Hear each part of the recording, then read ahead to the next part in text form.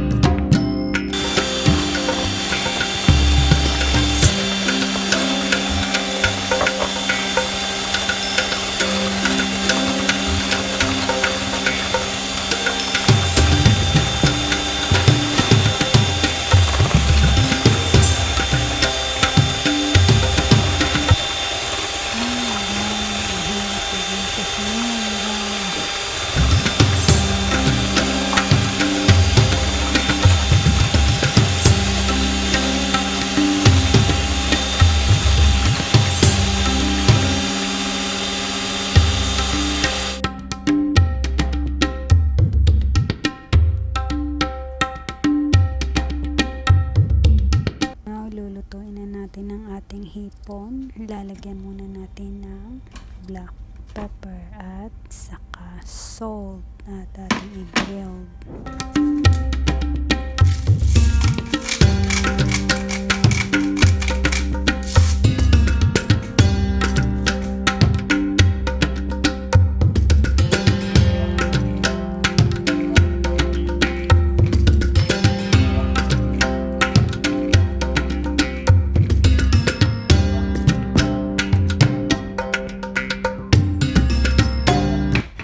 Natin ng konting olive oil ang ating frying pan para hindi siya didikit at maganda ang kanyang pagka-grill.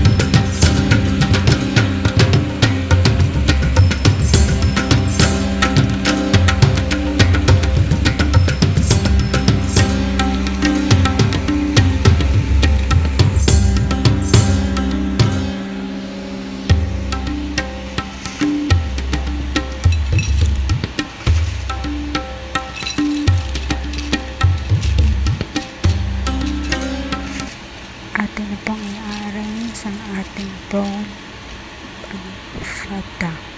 Lalagay po natin ng una ang ating baked Arabic bread. Tapos lalagyan natin ng yogurt mixture.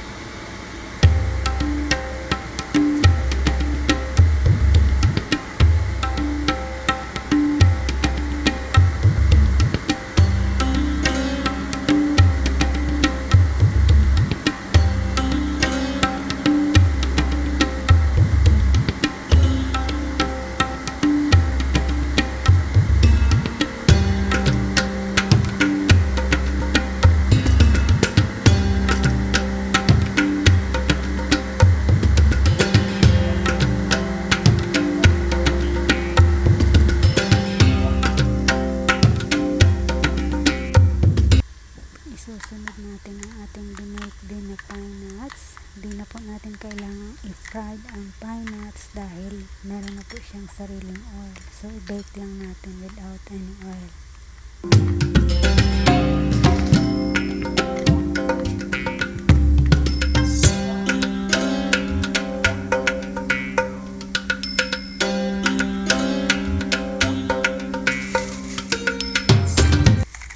Uulitin lang po natin, lalagyan natin ulit ng baked na Arabic bread.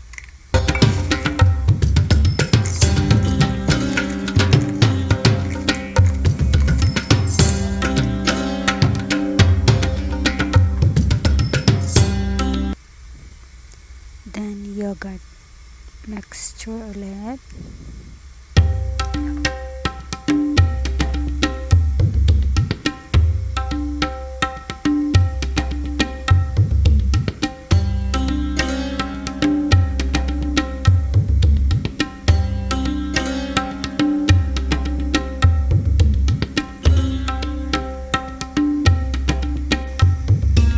Ilalagay na natin ang ating grilled na prawns.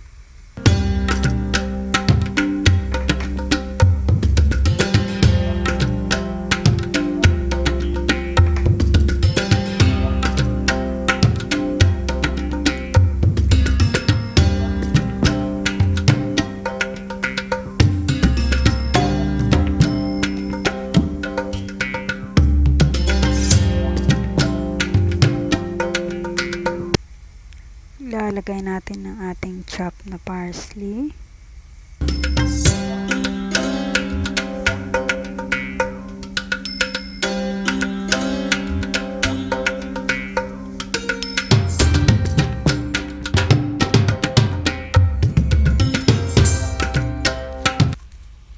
At ang ating pomegranate seeds.